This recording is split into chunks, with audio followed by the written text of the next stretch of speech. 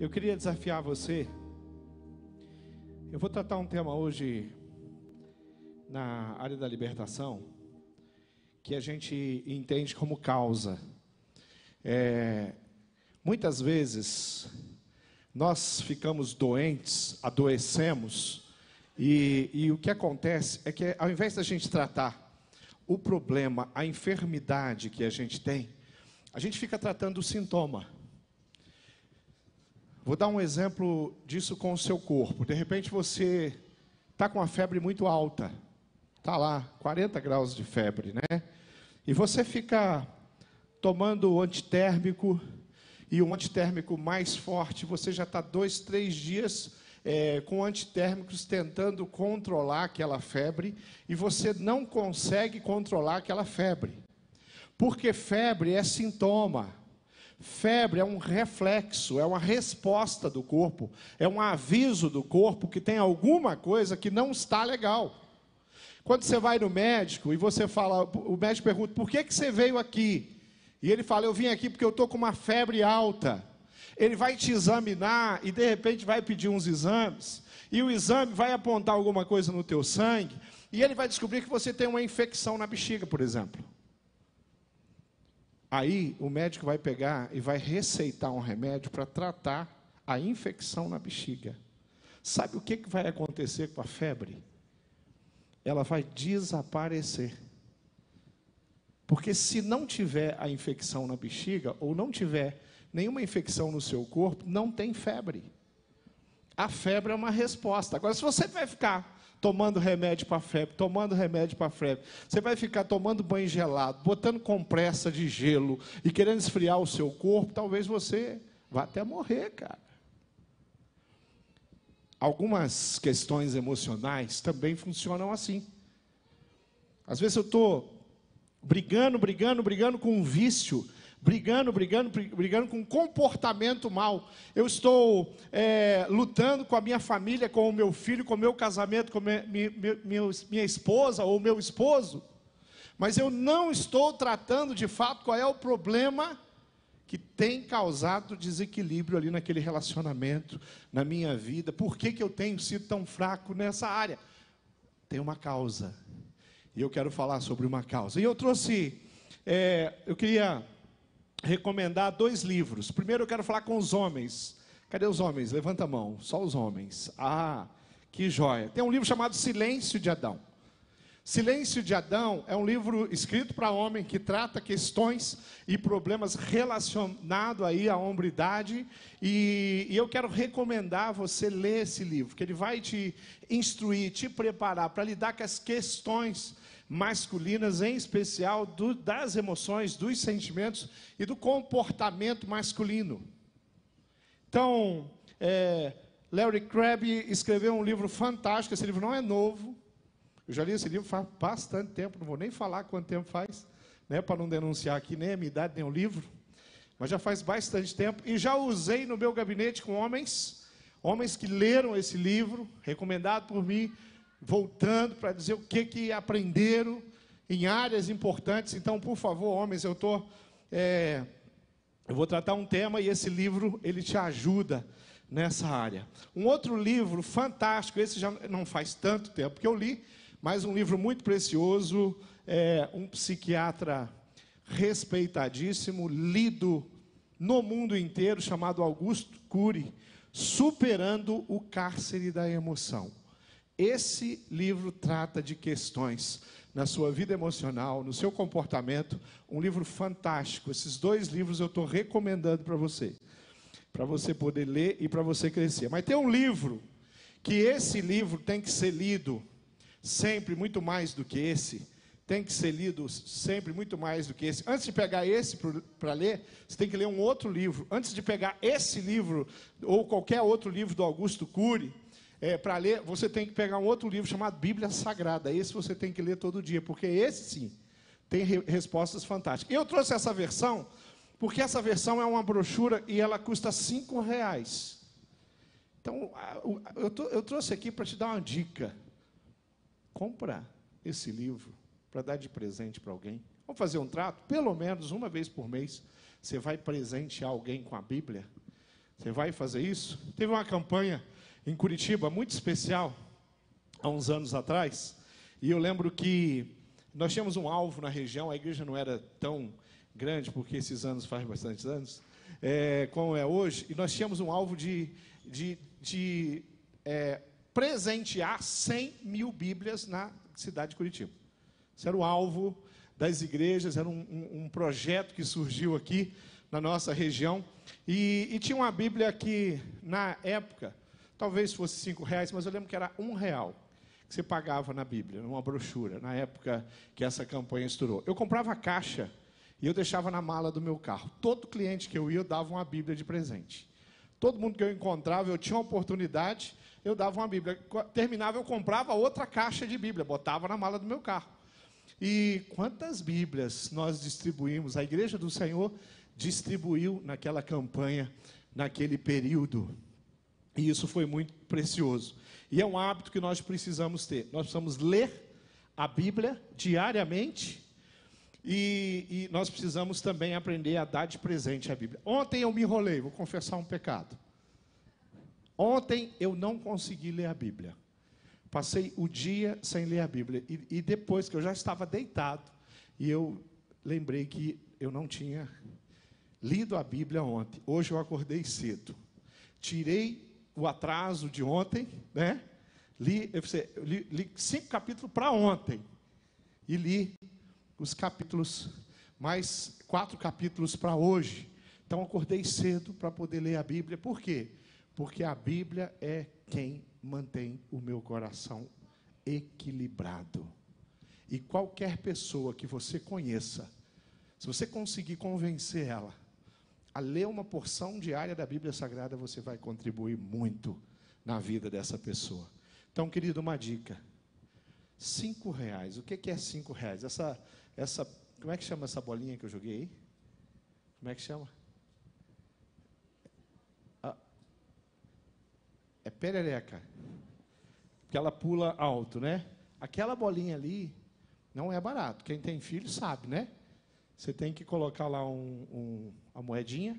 Você chega lá naquele local que tem aquele negócio, não sei como é que é o nome aqui, infeliz, que põe dinheiro, aperta só uma bolinha daquela. Né? Aí a criança, você põe a ficha, ou a nota, acho que é R$2, aí você aperta, sai pula uma perereca daquela. Aí a criança, claro, ela olha para a perereca, ela quer outra. E ela fala, eu quero essa aqui, ó. Para chegar naquela ali, você vai ter que comprar umas 50 para sair aquela. Mas a gente tem que convencer as crianças que não é por aí. O desafio que nós temos de vencer algo que tem destruído e complicado a vida de muita gente, que é uma experiência de rejeição. É sobre isso que nós vamos falar. Tem um texto em Romanos, capítulo 15, versículo 7, que diz, portanto, aceitem-se uns aos outros, da mesma forma como Cristo os aceitou, a fim de que vocês glorifiquem a Deus. A aceitação que a Bíblia está propondo é o contrário da rejeição. Aceitar é o contrário de rejeitar.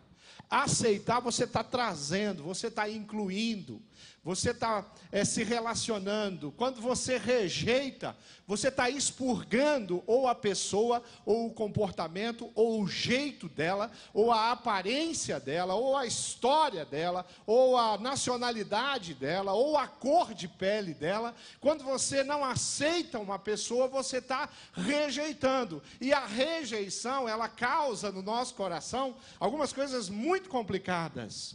Quando nós não sabemos lidar com a rejeição, nós nos tornamos pessoas muito doentes. Nós vamos tentar entender um pouquinho isso. Então a rejeição, ela escraviza, ela fará com que você acredite que você não é digno de ser amado. Uma pessoa que sofre uma rejeição na infância, ela tem dificuldade em relacionamentos, às vezes pro resto da vida. É uma pessoa que você fala para ela o que ela é, mas ela não acredita em você.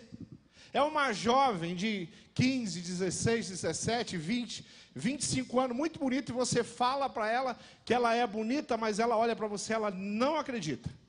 porque ela olhou no espelho e ela viu que o nariz dela é torto. Na cabeça dela, o nariz dela é torto. Na cabeça dela, ela tem um olho que é um pouquinho maior do que o outro. Isso é coisa de mulher, né? Olhar no espelho. Não adianta você falar para aquela sua filha, para a namorada, para a esposa, que ela é uma mulher bonita, se ela tem dentro dela foi plantado no coração dela uma semente chamada rejeição. Se isso não foi tratado e curado, essa pessoa está levando isso, e esse negócio é aquele tipo de coisa que a gente não deve levar, a gente não deve carregar, a gente não deve levar por uma vida inteira, mas é possível acontecer isso. Queridos, rejeição não é um problema que um ou outro vive. Rejeição é um problema que eu tenho certeza que todas as pessoas aqui, em absoluto, já viveram alguma experiência de rejeição, que você teve que lidar, aonde aquilo não caiu bem. Quem sabe foi uma situação eventual, como alguém que olhou para você com um olhar de desprezo. Olhar de desprezo é um olhar de rejeição. Quem sabe foi numa situação profissional, onde foram escolhidas algumas pessoas, você foi a única rejeitada, você foi demitido, você foi demitida. Então você entende isso como a empresa não quis o meu trabalho. E aí você não trabalha aquilo no seu coração, aquilo se torna alguma coisa perigosa. Mas é claro que quando nós falamos de que todas as pessoas foram rejeitadas, tiveram alguma experiência de rejeição, nós podemos voltar para a palavra de Deus e podemos chegar na pessoa de Jesus e ver que o próprio Senhor Jesus sofreu rejeição inúmeras vezes. Aliás, durante toda a vida terrena, durante todo o período do ministério de Jesus, de aproximadamente 3 anos e meio, e a existência. Porque hoje existem pessoas que rejeitam o Senhor Jesus. Então, se tem alguém que entende de rejeição, é o nosso Senhor. Mateus 27, 21 diz: então o governador perguntou: qual dos dois vocês querem que eu solte? Barrabás? Responderam eles. Pilatos perguntou: que farei então com Jesus, que é chamado Messias? Esse, o povo respondeu: crucifica-o. Uma experiência de rejeição, uma situação de rejeição. Ele foi rejeitado pela multidão, pelo povo, pior, o povo dele, da nacionalidade dele, povo judeu, povo israelita e tantos outros que estavam ali naquela situação gritando: crucifica-o. Nós queremos um bandido, nós queremos um criminoso, nós não queremos que Jesus seja solto, poupado ou alguma coisa. Então o nosso mestre é alguém que pode muito bem ministrar o nosso coração com um tema perigoso, complexo, complicado, chamado rejeição. O que é a rejeição? Bom, uma definição que eu busquei ali nos dicionários: rejeição é se recusar a aceitar uma pessoa. Eu me recuso a aceitar essa pessoa. Infelizmente tem um vídeo muito complicado, triste, que estourou essa semana sobre uma professora, e aonde uma mãe não aceita a professora da filha por ela ser negra. Aquela professora está vivendo uma situação de rejeição, de desrespeito, de preconceito, uma coisa triste, triste, triste. Alguém rejeitar. Se essa professora, uma mulher negra, se ela tem Deus, Jesus no coração dela, um coração equilibrado, ela vai se proteger disso. Se ela não tem, essa experiência pode destruir a vida dela, até levar a um suicídio. Para ver o quão grave é uma atitude. Mas eu estou falando de uma atitude que vem de fora. Eu estou falando de uma atitude de uma mãe de uma aluna aqui, nesse meu caso. Mas tem uma rejeição que pode brotar no coração da gente, e essa é muito delicada e muito complicada, porque ela pode ter sido vivida dentro da nossa própria casa. dentro da nossa própria família. Então, quando nós pensamos em rejeição, nós pensamos que aqueles que se sentem rejeitados podem desenvolver alguma coisa que a psicologia chama de síndrome de rejeição. Pessoas que desenvolvem um comportamento e ela adquire uma enfermidade, uma patologia chamada síndrome de rejeição. Então, é uma pessoa que ela chega num ambiente, alguém olhou para ela olhou para mim porque provavelmente ela está reparando alguma coisa em mim, a minha roupa, ela já vai sentir. Às vezes você dá uma palavra para ela, ela tem uma síndrome de rejeição, ela acha que aquela palavra que você está dando é por isso, por aquilo, e ela sempre vai pegar as experiências, as situações que ela tem e transformar em uma agressão no coração dela. Então, isso vai desenvolver muitas coisas. Significa que essas pessoas esperam, elas já contam que elas vão ser rejeitadas.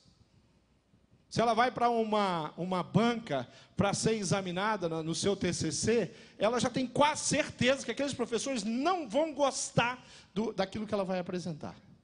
Se ela vai fazer uma entrevista de emprego, ela já tem quase certeza de que aquele empregador, aquela pessoa ali, do departamento de relações ali, o departamento pessoal, não vai gostar do trabalho, do currículo, ela já tem esse sentimento. Por quê? Porque ela desenvolveu. Porque quando ela olha para a vida dela, para a história dela, ela se coloca numa posição de inferioridade muito grande, e isso é muito sério, e isso pega muita gente. E as pessoas se acostumam e passam uma vida inteira vivendo dessa forma. Isso não é nada bom. Rejeição é algo que eu posso sofrer, mas também é algo que eu posso produzir. Então eu tenho várias pessoas, várias famílias, mas eu posso não ir com a cara ali do Denilton e começar a rejeitar a família e evitar o Denilton e a família dele. Por quê? Não sei, sei lá. Mas eu não fui com a cara do Denilton. Eu posso produzir, e isso pode causar um dano e um mal no coração dele muito grande.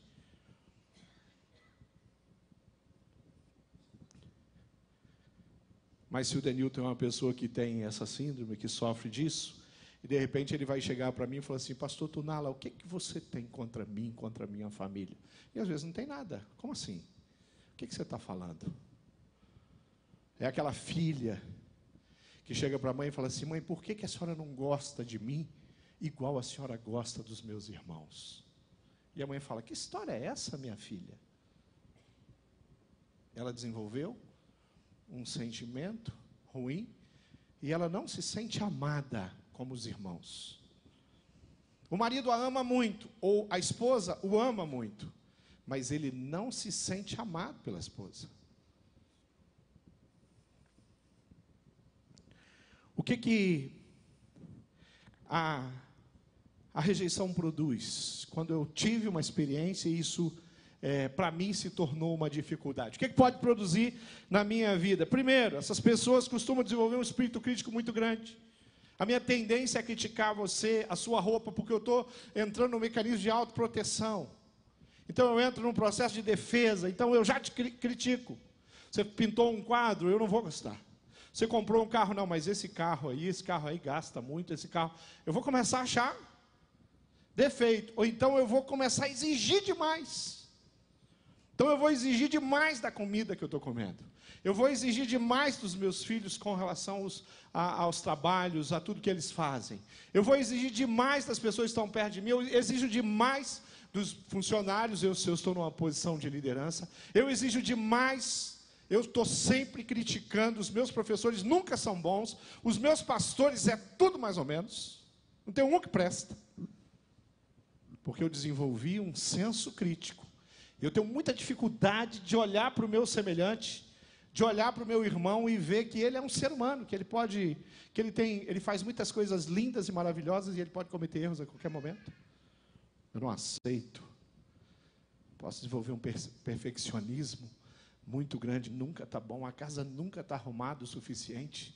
Eu fico o tempo inteiro limpando o que já está limpo, porque desenvolveu em mim Alguma coisa que não está bom. Não é isso, é quase. Tudo está quase. E a gente fala, por que eu sou assim? O perfeccionismo é um sintoma, é a febre. Eu preciso entender por que eu desenvolvi isso. Eu desenvolvo toques. Há uns dias atrás, entrou uma jovem senhora no meu gabinete, eu aconselhei ela. Conversamos bastante. Mas enquanto nós conversávamos, ela arrumou a minha mesa inteira. Eu estou só observando e ouvindo, e conversando. Tinha um papel, ela chegou a levantar e arrumou o papel que estava na minha frente, sem perceber. E eu estou só olhando ela. E ela foi arrumando, e tem algumas... A minha mesa não é tão arrumada quanto a mesa do pastor Edmilson, né? O pastor Edmilson é muito mais organizado que eu. Ela ia chegar aqui, ela ia pegar esse livro, e ela ia arrumar esse celular. Deixa eu colocar ele aqui, peraí. E ela ia arrumar direito esse copo. Peraí, esse copo tá. E sem perceber, ela arrumou minha mesa. Fiquei feliz. Falei, preciso atender mais essa pessoa. Que ela veio aqui, arruma tudo. Queridos, cumprimentei, orei com ela, a gente conversou. Fui levá-la à porta. Quando ela chegou na porta e ela olhou, o que estava fora do lugar? A cadeira que ela estava sentada. Ela voltou e arrumou. Eu estou esperando. É legal manter as coisas arrumadas? Sem dúvida. É legal uma casa arrumada? Sem dúvida. Já viu quadro torto? Quem tem problema com quadro torto? Você chega no consultório, você senta e tem um quadro na sua frente. E ele está torto. Quem tem problema, levanta a mão. Vamos averiguar isso aí. Você olha para um lado, olha que a menina ali, a secretária, ela dá uma saída para ir no banheiro, você corre lá e arruma um quadro.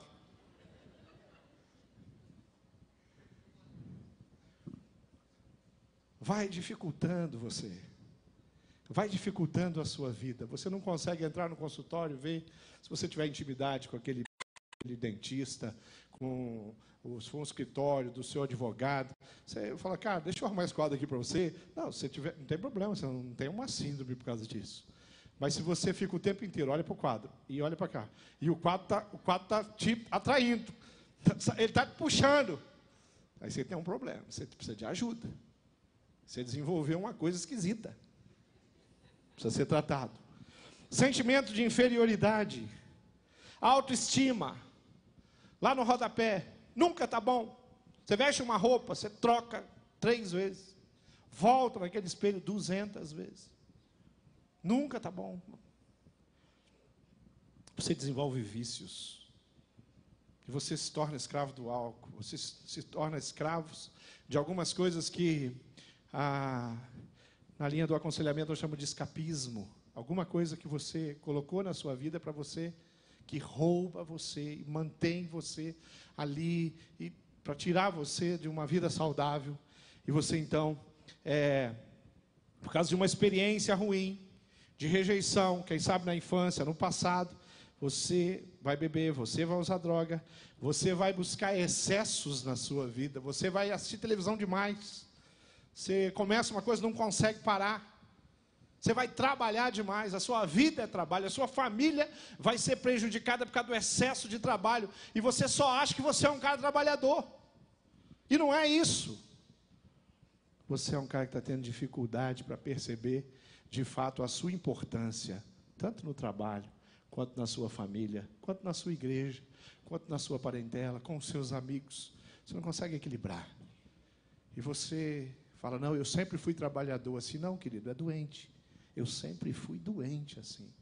Por isso que eu trabalho desse jeito e eu coloco a minha família em risco. Porque tem questões que eu preciso resolver, tratar e parar de fugir, de achar elementos de fuga na minha vida, no meu dia, na minha agenda. Raiva, amargura, sabe, aquele ímpeto, aquele jeito grosseiro. Às vezes tem uma matriz, tem uma raiz. Dificuldade de perdoar. se achar melhor do que os outros, porque às vezes você pensa na pessoa rejeitada, sempre aquele coitadinho, não, às vezes ele se torna uma pessoa muito arrogante e prepotente. Queridos, um líder de Uganda, não lembro o primeiro nome dele, mas o segundo é Dada Amin, um dos maiores líderes que Uganda teve, foi um líder militar, um general da guerra naquele país, se tornou presidente. Esse homem teve um problema sério na história dele, de maus tratos na infância. Quando ele vai para o exército, ele se torna um líder, ele cresce muito lá, ele chega à presidência. Foi o maior massacre que a Uganda teve. As pessoas morreram pelas ruas, foram assassinadas. Tem um filme chamado Diamante de Sangue. Já assistiram Diamante de Sangue? Ela traz a história desse líder. Aquele homem tem uma história macabra, de maus tratos, de pobreza extrema, de dificuldades de fome na infância, de abuso sexual. E ele se torna uma das pessoas mais terríveis e doentes que a humanidade pôde conhecer. Está lá na galeria, junto com Hitler e outros. Hitler é um outro caso. Também sofreu rejeição. Quando você estuda a história dele, queridos, então o cara sofreu rejeição, o pastor vai virar um monstro. Não necessariamente, querido. Hitler fez escolhas, Dada Amin também fez escolhas. Mas eu estou trazendo esses casos para você entender que uma experiência que você não cura e não trata pode sim trazer transtornos muito grandes na sua vida. Você tem algum dos sintomas que eu falei aqui? Você sofre algum desse, pastor? Eu sou meio perfeccionista, pastor, eu tenho dificuldade sim de receber amor dos outros, de receber elogio, eu fico desconcertado quando me elogia. Eu tenho sim sentimento de inferioridade, eu tenho autoestima baixa, sim, eu tenho vícios, eu tenho, às vezes eu me iro muito facilmente, eu tenho dificuldade de perdoar, alguma coisa, você está se identificando? Vamos caminhar. Outra coisa que eu queria que você compreendesse aqui nessa história é que a rejeição que produz essas coisas, as causas podem produzir sentimentos de rejeição também. Há uma situação que leva uma pessoa a sentir rejeitada. Por exemplo, uma concepção indesejada. Você várias vezes disse para o seu filho que você não estava esperando ela. De repente você descobriu que você estava grávida. Você fala isso para uma criança, e ela vai somando aquilo, ela fala, quer dizer que eu não fui o quê? Desejado, que talvez não foi essa a sua intenção, mas a leitura que aquela criança fez é que ela não foi desejada, esperada. É diferente de você falar para uma criança, querido, nós arrumamos o seu quarto, nós fizemos isso, nós reformamos, a sua mãe, a sua avó ajudou, as tias fizeram coisas para você. Essa criança, ela está recebendo uma informação de que ela foi o quê? Desejada. O contrário. Você já viu alguém que já teve experiência, e é muito comum, mesmo na nossa sociedade cristã, as pessoas apresentarem filhos e dizer para você, olha pastor, isso aqui são os meus filhos, os meus 3 filhos, esse aqui é filho do coração. Mas, é filho do coração? Chegou esses dias? Não, eu peguei, era bebê, recém-nascido. Como assim? 20 anos depois eu estou apresentando 3 filhos e eu estou diferenciando um filho. Um é do coração, e os outros 2 é do quê? É da onde? O que eu estou fazendo? Quando eu tenho 3 filhos e um eu adotei, e eu passo a minha vida inteira apresentando ele como um filho que não é biológico. O que brota no coração? Esse filho vai ter problema, sim. E ele vai dar trabalho, sim. E a culpa é dele. Ele é diferente, porque ele não é meu filho. Não é meu sangue. Se ele fosse meu sangue, ele ia ser perfeito. E às vezes eu não percebo que eu estou plantando no coração dele uma maldição, ao invés de plantar uma bênção. É diferente de você contar para ele, dele saber que ele não é filho biológico. numa situação, numa circunstância, que não é um assunto que fica na mesa, nem fica nos seus encontros sociais. Muda um pouquinho, não muda? O jeito de você tratar. Se eu tenho 3 filhos e um adotei há 20 anos atrás, querido, eu tenho 3 filhos, acabou. Eu tenho 3 filhos e acabou. E os 3 são meus filhos, e os 3 são amados, e os 3 são especiais, e os 3 eu tenho sonhos, e os 3 são iguais no meu coração. Desse jeito eu não vou plantar nessa criança, ela não vai crescer, ela já vai ter que lidar com algumas questões no coração dela, ela vai ter que amadurecer, os pais adotivos vão ter que ajudá-los nesse processo. Mas a concepção indesejada, o não planejado, a maneira como você pode lidar, isso gera rejeição. Tentativa de aborto. Uma pessoa chega e fala: pastor, eu estou aqui porque Deus quis que eu estivesse aqui, porque a minha mãe tentou me abortar 2 vezes. Puxa vida.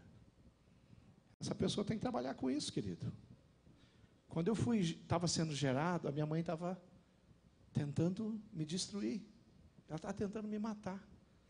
Ela estava tentando impedir que eu vivesse. De repente é um testemunho. De repente é uma história de restauração linda na vida dessa mulher. Até esse filho pode contar.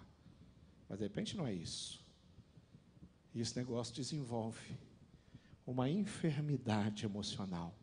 E essa pessoa nunca se sente de fato uma pessoa amada, inteira, completa, como qualquer um de nós, com as dificuldades, as limitações, os defeitos que você tem, mas com as virtudes, as coisas boas que Deus te deu e você sabe usar e você administra tão bem.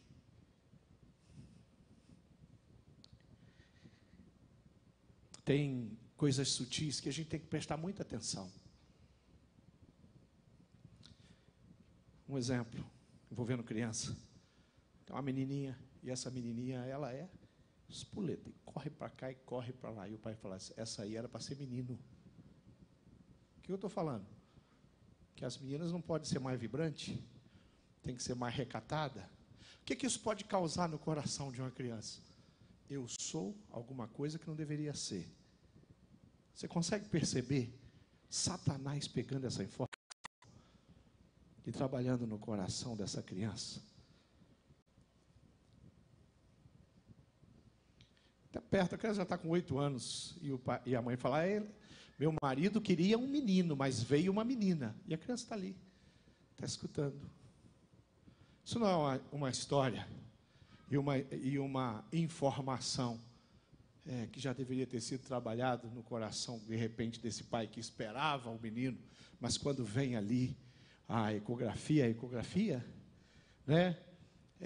E olha, não é menino, é menina. Poxa, que bênção. Vou ser pai de uma menina. Vou amar essa menina. Deus me agraciou com uma menina. Esquece. Não tem menino, é uma menina. E de repente você vai ter outro filho, vai ser o quê? Outra menina. Outra bênção que Deus me deu. Ela fala: não, vamos tentar mais uma menina. Vamos tentar mais uma menina. Os 3 últimos, essa aqui era para ser tudo menino e só veio menina. Querido, nós somos cristãos. Nós não somos de nenhuma religião doida, fundamentalista, que não valoriza a mulher, que não valoriza as meninas, que não valoriza ter uma filha menina. Mas se eu vivo uma experiência dessa, e se de alguma forma eu passo isso para os meus filhos, eles vão crescer com um sentimento de que eles deveriam ser alguma coisa que eles não são. Isso gera frustração.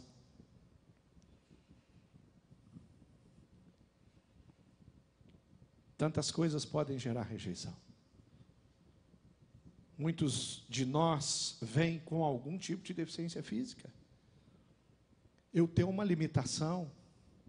Se eu não trabalhar o meu coração, eu vou ter problema, eu vou me sentir inferior. Por quê? Porque todo mundo aqui anda, eu estou na cadeira de roda. As pessoas têm os 2 braços saudáveis. Um dos meus braços não é saudável. Como é que você trabalha isso numa criança que nasceu com um probleminha? No braço ou na perna? Isso pode gerar uma situação muito forte no coração dessa pessoa e impedir ela de prosperar, de crescer, de ser uma pessoa tranquila, de ser uma pessoa saudável, porque tem alguma coisa que impede ela de se ver como uma pessoa completa, porque tem alguma coisa ali que é diferente. Então nós precisamos pensar muito na maneira como nós tratamos, como nós cuidamos. Querido, a ausência dos pais, por causa do trabalho, é uma experiência de rejeição. O divórcio é uma experiência de rejeição. Você sabe como é que uma criança assume o divórcio dos pais? A criança vai assumir que a culpa é dela. Isso aí não adianta. Quem passou por um processo de separação sabe. Os filhos precisam de ajuda psicológica para eles poderem acomodar isso no coração. E quando o pai foi embora, por que ele foi embora da minha casa? Meu pai não me ama. Tem maturidade para entender um monte de confusão e história e falta de tudo naquele relacionamento e deu no que deu. A criança assume como se eu fosse de fato alguém. Minha mãe não tinha ido embora, meu pai não tinha ido embora. Então nós temos uma situação de uma criança que precisa ser trabalhada no coração dela, para ela não crescer adoecida em função de uma experiência de rejeição. São coisas reais. E conforme eu vou falando, como eu disse no começo, a experiência de rejeição não é aí na casa do vizinho. Você tem, sua casa tem alguma. Se a sua família é uma daquelas que costumam ter filhos prediletos, se os teus filhos estão falando, o mais novo, que é o filho predileto, é isso, e isso vira brincadeira, e essa brincadeira causa um dano, se você é pai, se você é mãe, você precisa primeiro combater isso. Que história é essa? Que história é essa que o mais novo é predileto? Que história é essa que ela é predileta porque ela é a única menina? Que história é essa que ela é predileta porque ela é menina e eu sou menino? E a gente precisa